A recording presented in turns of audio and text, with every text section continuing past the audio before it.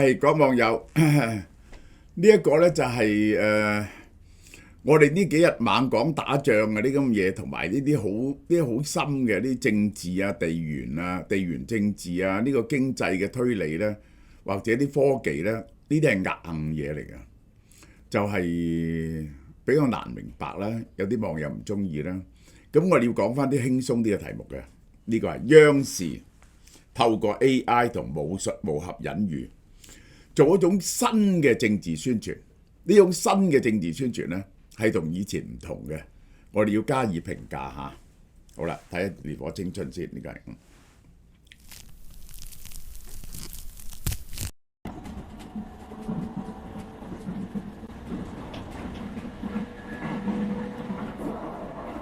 你點解同我咁似樣？因為我係來自未來嘅你，冇可能，幾十年後嘅我點會幾乎一模一樣？我揀咗 Hankook Life 賢健逆齡配方，佢唔單止有 NMN， 仲結合咗白藜蘆醇同亞精胺，組成抗老鐵三角。配方入面有 TMG 同維他命 C， 每日2粒，真正嘅賢健逆齡。依家俏貓貓實體店或網店都全面發售。好嗱，而家送乜嘢先？我首先講俾大家聽。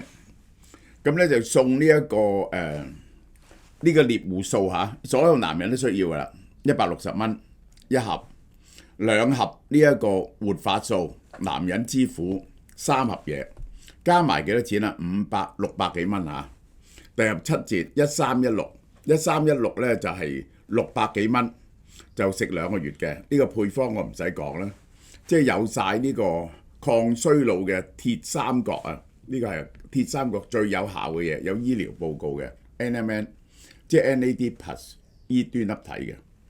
呢個白藜蘆醇、亞精胺呢個加埋呢個咧就會encourage 到嗰個粒線體。亞精胺咧就細胞自噬嚇，呢個就係 TMG 咧就抗氧化。呢一個份量真係黃金比例，呢個就係啊。咁就係600幾蚊一個月咯，呢個就係齊晒所有嘢噶啦，呢個就係流金菊恩仇錄。嗱，呢部片推出係央視嘅嚇，佢用武俠世界動物角色做一部動畫短片，影射當前複雜嘅中東地緣政治格局。呢個係好啦，我哋講講個古仔先。白英盟嘅盟主白頭鷹。呢個就係美國嘅國徽嚇，白頭鷹，同埋督袖帳房。呢個督袖帳房即係猶太人。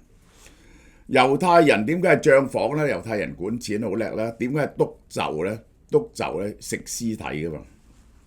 為咗維係原鐵錘不除嘅貿易霸權，呢個原鐵錘呢個石油嘅貿易霸權咧，就用斬首戰術刺殺咗波斯貓嘅聖火教主。嗱，佢有講呢個波斯貓咧有做自己嘅秘密武器嘅，佢哋知道就殺咗呢個聖火教主。點知教主咧留下遺訓，我死咗之後咧各打各嘅，呢個就係嚇。咁呢個就係講分散去32個區嘅馬賽克戰術。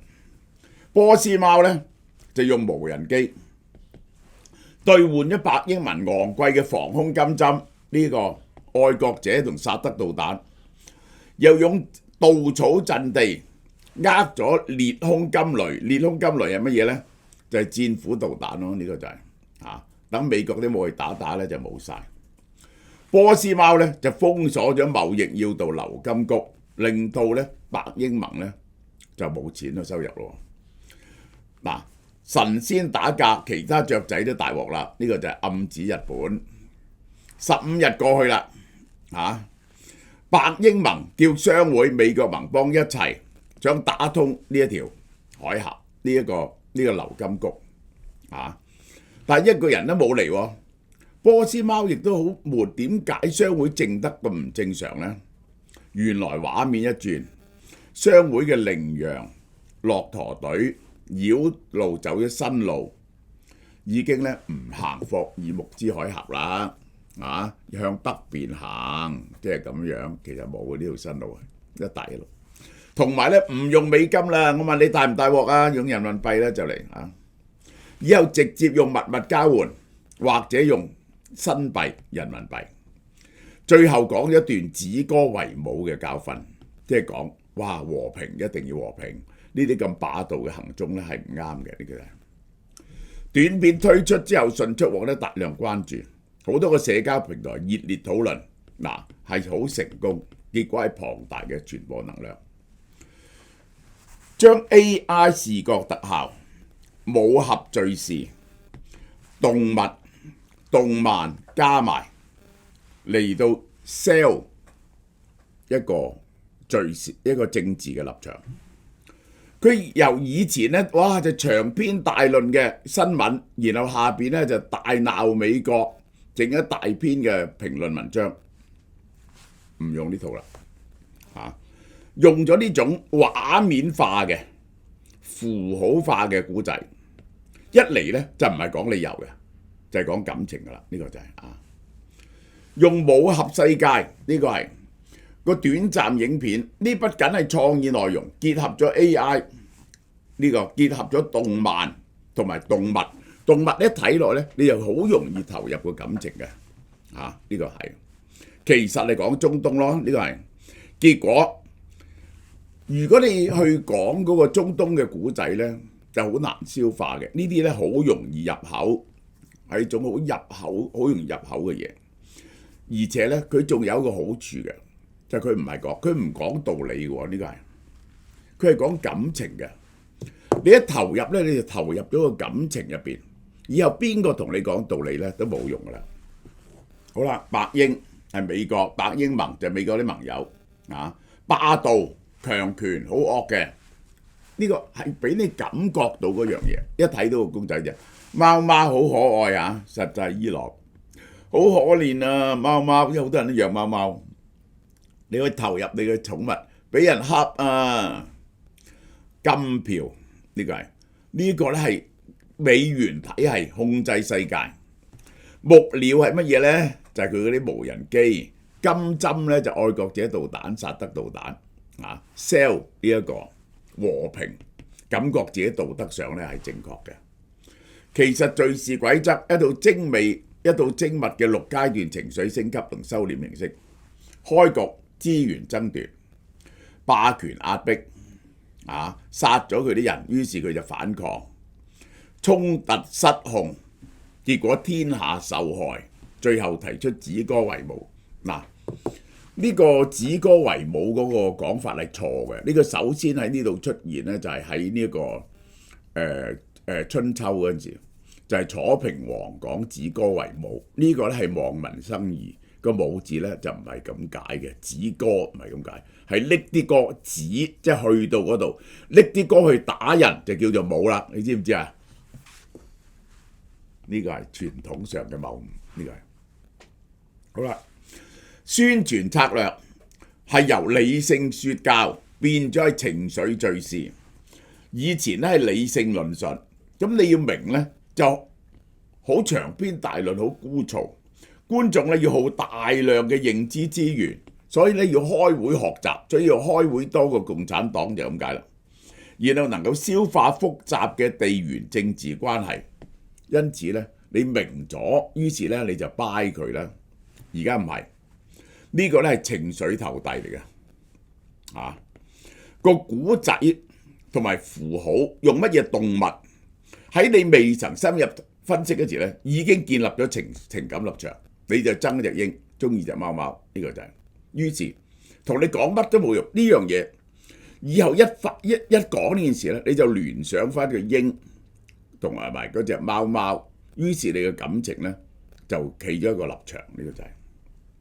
好啦 ，AI 賦能人工智能技術打破咗傳統動畫製作，以前咧要整作好難，於是可以好快推出啊，而且可以規模化量產，將冷硬嘅議題、長篇大論、枯燥嘅文章變咗情緒化，徹底剷平大眾理解國際政治嘅門檻，將呢套嘢 sell 俾你，觸動你嘅感情。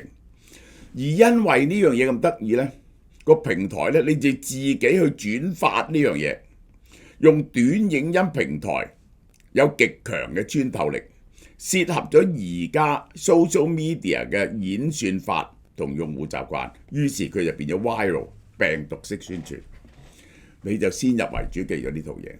好啦，但呢套咁嘅嘢呢，而家好成功，我就一定要講。我作為一個電影製作人、電視製作人咧，我話俾你聽，呢啲嘢呢，初有效，後來呢就冇效。點解呢？角色設定、價值取向係好直接嘅，一睇就代表中東嘅故仔。你唔係講緊一個動物嘅故仔，你係講緊一個中東嘅故仔。我一陣舉個例子俾你聽，嗰啲嘢係可以幾隱晦嘅。觀眾覺得你被刻意操控，於是就抵抗，唔肯接受呢個訊息。你想洗我腦，我點解要俾你洗腦？嗱，我舉個例俾你聽，我教徒弟嘅。你想觀眾投入一段一個人嘅死亡，覺得好慘點啊？嗰個嘢死咗，嗱喺港產片成日都見到，個朋友攬住佢，喊到唔識收聲。我問啲徒弟可唔可以咁寫？唔可以咁寫，點解啊？你喊到唔識收聲呢，觀眾知道你想煽情，觀眾一知道你想煽情呢，想煽情啊嘛，秒你噶，你唔可以俾人哋覺得你係咁做噶。呢個就係共產黨嗰啲宣傳文章，亦都係一出嚟嗰睇就係黨八股嚟嘅。依賴 AI 量產，結果呢，你做得多呢，呢啲同質化嘅內容，呢條 formula 一再用，開頭有效，次美國嗰隻白鷹出嚟，一嘲笑你，情緒觸發模式高度重複，於是嗰啲觀眾唔睇你嘅，最後反效果變咗係嘲笑你或者嚴厲批評。我舉個例俾你聽。嗰種隱晦嘅煽動感情啊，你知唔知？我舉個 Law of Rings 俾你睇下，佢背後係乜嘢？係含有嚴重嘅種族歧視喺入邊嘅。其實嗰啲魔獸呢係講伊斯蘭人嘅。啊，你點知啊？因為嗰啲地名呢，全部係用西班牙嘅地名。西班牙呢，就係回教徒同埋基督教徒決勝嘅地方嚟嘅。喂，我哋要寫呢啲嘢，寫一個，即係呢啲咧，我哋叫好粗豪嘅説教嘅影片。呢個同樣嘅啫，你拍一套電影啊，係宣傳你嘅政治目的，呢個係。譬如話共產黨好偉大，大躍進好犀利。你拍出嚟嗰啲係咪樣板人物？一出嚟個動機就好明顯，初咧仲有啲效果，睇多啲咧，啲人就覺得嘲笑你。一部影響到人心嘅作品，第時咧包括呢啲 AI 作品都係咧，佢一定要有好高嘅藝術成分。藝術成分包括點啊？包括咗嗰啲角色嘅創造咧，唔係呢啲咁樣板化嘅，係細膩嘅。觸發你嘅感情咧，係喺啲微細嘅地方，你唔覺得嘅，呢個係。然後你深深地投入，然後你先至可以投入，然後先至真係影響到你。呢個先係一個偉大嘅藝術品。佢哋共產黨呢啲流水作業嘅嘢咧，最後就係好粗嘅、好明顯嘅、好低劣嘅，呢個就係。AI 掌握咗傳播速度同廣度，但係冇辦法有深度嘅。極高嘅吸引力擴散解決咗高效率，真正嘅影響力係冇辦法走捷徑嘅。最後係倚仗內容深度、敘事質素嘅支持，呢個就係我講俾你聽。大陸嗰啲片、美國嗰啲電影會唔會講俾你聽？呢個美國好強大，美國好威，美國好勁，喂，咁啊低級。但係啲片絕大部分佢哋嘅戲都係 sell 緊一個美國精神啊，乜嘢叫自由啊，乜嘢叫民主啊，乜嘢叫人權啊？點解要反戰啊？呢啲嘢呢，其實咧係永恆嘅主題，但係咧就唔係喺個擺到咁明確嘅，即係等於咧黑澤明咧係一個主題嘅啫，就係人性就揸在人性，但係亦都有光輝嘅一面。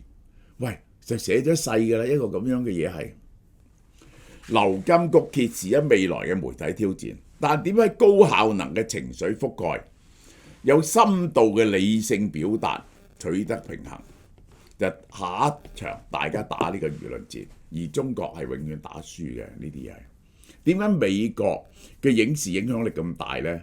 係唔會擺出嚟宣傳美國好、美國勁、美國呱呱叫㗎嘛？係咪啊？呢個係城市嘅壓迫正喺度透支你肌膚嘅生命記憶，墜入深海，啟動原始修復奇蹟，重構屏障，由內覺醒極致水光 Coaches 海洋修復系列，全線俏貓貓超市都有發售。